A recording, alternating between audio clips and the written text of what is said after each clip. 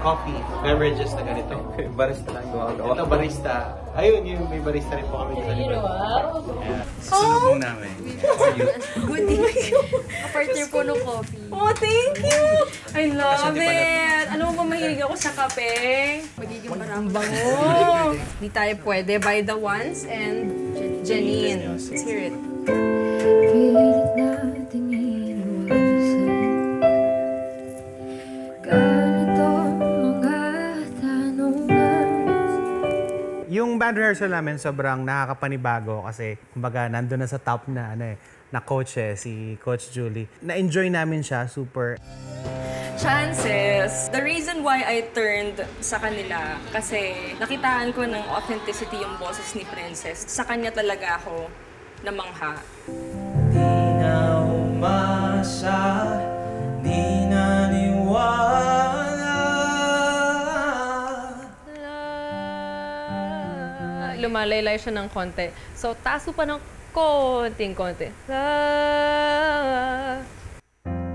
umasa, di na niwala.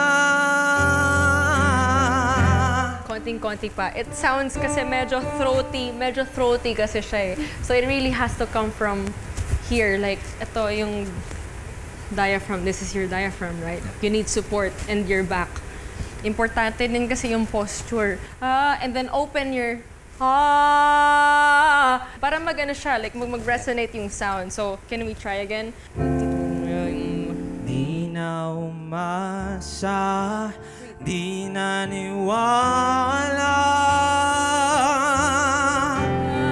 You see the difference? Yung second session po namin ni Coach, tinulungan niya po ako sa akin. Posture, buka ng bibig. sobrang thrill po ng feeling kasi idol ko na po siya dahil din po sa influence ng kuya ko. Totoo ba ito na nangyayari? Ganun. Support, back, vocalize, warm up, usap kayo.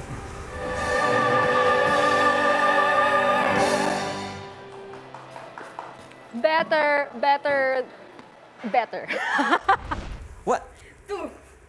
Sa kabunta! Vroom vroom!